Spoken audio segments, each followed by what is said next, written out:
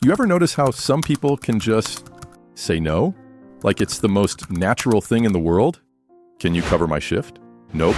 Want to help me move? Can't do it. Can you listen to me complain about my ex for 3 hours? Absolutely not. And they don't even look guilty about it. They just exist, unbothered, living their lives. Meanwhile, you're over here saying yes to things that make your soul die a little inside, wondering what's wrong with you. Well, I figured it out, and it's not what you think. Everyone's going to tell you it's because you're a people pleaser, that you care too much, that you're just naturally giving. That's cute. But it's also complete garbage.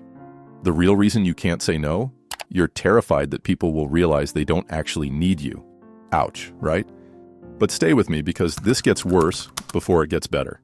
You see, somewhere along the way, you figured out that being useful was the price of admission to other people's lives. Like you had to earn your spot at the table by constantly proving your worth. So you became the yes person, the reliable one, the one who always comes through. And it worked. People started depending on you, calling you when they needed things, including you in their plans. But here's the twisted part. You started confusing being needed with being wanted. And those are two very different things. Being needed means people keep you around because you're useful. Being wanted means people keep you around because they actually like who you are. And deep down, you're not sure anyone would choose the second option, so you keep choosing the first one, over and over, until you're basically a human Swiss Army knife that everyone reaches for when they need something fixed. But here's what's really messed up about this whole situation. You know that resentment you feel when you're helping someone for the 5th time this week? That anger bubbling up inside you? You're not mad at them. You're mad at yourself. Because you created this situation. You trained people to see you as the person who always says yes. You built your entire identity around being helpful. And now you're trapped in a prison of your own making, wondering why everyone treats you like a convenience store. It's like you opened a 24-hour diner and then got mad that people keep showing up hungry. But here's where it gets really twisted. You probably blame them for it. They never think about my feelings. They just use me. They don't appreciate what I do for them. But they're not using you. You're offering yourself up for free and then getting mad when people take the deal. That's like putting a free hugs sign around your neck and then complaining that strangers keep hugging you. Now, here's something that's going to blow your mind. The people who can say no easily, they're not more confident than you. They're not more selfish. They're not even more assertive. They just understand something you don't. Other people's disappointment is not an emergency. When someone asks them to do something they don't want to do, and they say no, and that person gets upset, they just let them be upset. They don't rush in to fix it. They don't explain themselves to death. They don't offer alternatives or compromises. They just let people have their feelings, like adults. But you treat other people's emotions like they're made of glass. Like if someone feels disappointed for even 5 minutes, the world might end. So you sacrifice your own time, energy, and sanity to make sure no one ever has to experience the mild discomfort of not getting what they want. Which is insane when you think about it. You're basically running around trying to control other people's emotional experiences. And that's not kindness. That's control disguised as kindness. Because here's the uncomfortable truth. You're not saying yes because you want to help. You're saying yes because you can't handle the anxiety of someone being upset with you. You'd rather be exhausted than uncomfortable. You'd rather be resentful than rejected. And that's not generosity. That's emotional cowardice. But here's the plot twist that's going to change everything.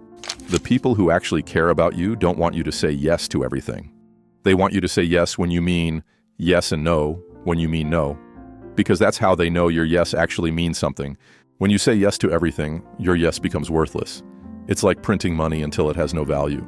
But when you can say no, your yes becomes precious.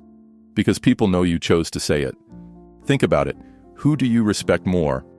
The person who always agrees with you, or the person who sometimes disagrees but supports you when it matters? Obviously the second one.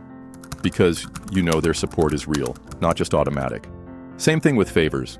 The person who always helps versus the person who sometimes can't, but shows up when you really need them? The second one, every time. So by never saying no, you're actually making your relationships weaker, not stronger. But here's the really messed up part. You probably don't even know what you actually want to say yes to anymore. Because you've been saying yes to everything for so long. You've lost touch with your own preferences. It's like you've been eating whatever other people order for so long that you forgot what you actually like. So here's what you're going to do. Starting today, you're going to practice saying no to small things. The cashier asks if you want to donate to charity. No, thank you. The salesperson wants your email. No, thanks. Practice until saying no stops feeling like you're personally attacking someone. Then work your way up. Say no to plans you don't want to make. Say no to favors you don't have time for. Say no to conversations that drain your soul.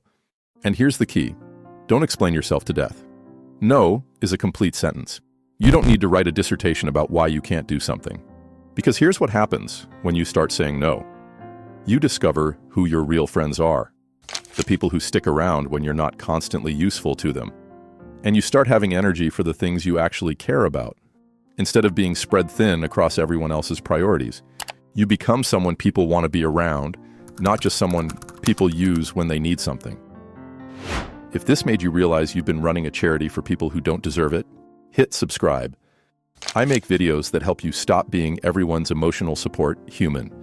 Until next time, remember, your no is just as valuable as your yes, maybe more valuable.